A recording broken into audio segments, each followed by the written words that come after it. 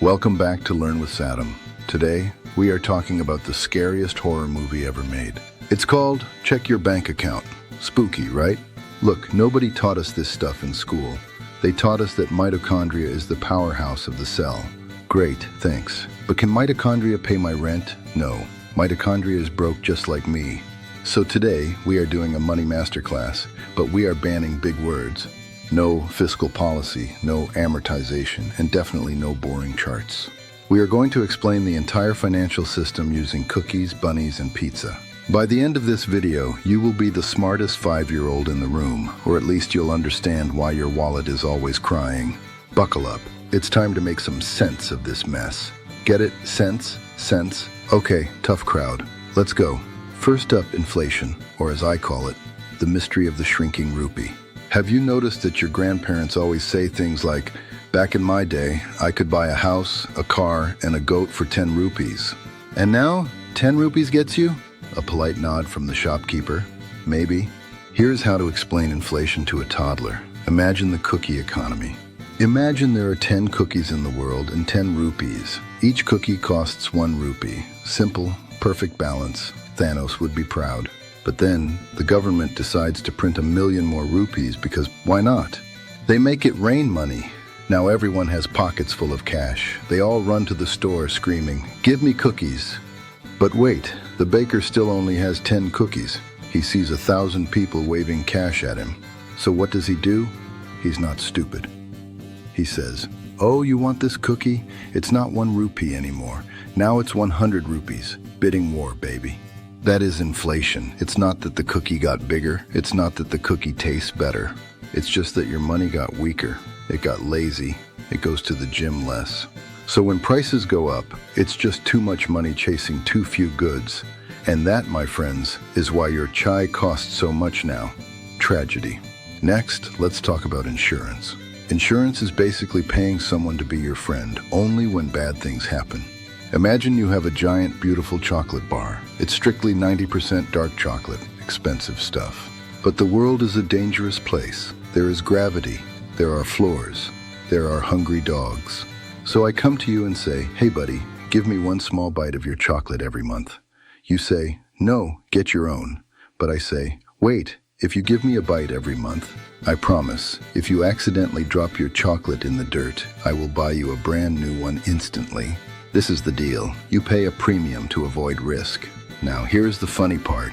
If you live your whole life and never drop your chocolate, do you get your bites back? No, I ate them. They are gone. I enjoyed them very much.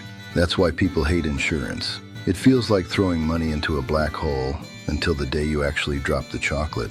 Then suddenly, I am your best friend. I am a hero. I show up with a new bar and save the day. So, is it a scam? No. Is it annoying? Absolutely. It's the price you pay for sleeping like a baby instead of worrying about the floor monster. All right, take a deep breath. We have to talk about the T word, taxes. Imagine you order a large pepperoni pizza. You worked hard for this pizza. You mowed the lawn. You did your chores. You earned it. The delivery guy hands it to you. You open the box. The smell hits you. Heaven. But before you can take a bite, a hand reaches into the box and grabs 2 slices. Yink. You scream, "Hey, who are you?" That person is the government. And they say, "Thanks for the pizza, citizen. I need this to build roads, schools, and other secret stuff." You say, "But I paid for the whole pizza." They say, "Cute. You live in my house. You follow my rules. Now enjoy your 6 slices." That is income tax. The more pizza you get, the more slices they take. If you get a really big pizza, they might take half of it. It hurts. I know. But hey, if we didn't pay taxes, the roads would just be dirt tracks and the fire department would be just one guy with a water balloon. So, I guess it's worth it? Maybe? Let's just say yes so I don't get audited. Okay, enough bad news. Let's talk about how to actually get rich. This is the Konami code of money. It's called compound interest. Einstein called this the 8th wonder of the world. And that guy had crazy hair, so he knew what he was talking about. Imagine you have 2 bunnies in a cage. These bunnies are your money. If you leave them alone, what do bunnies do?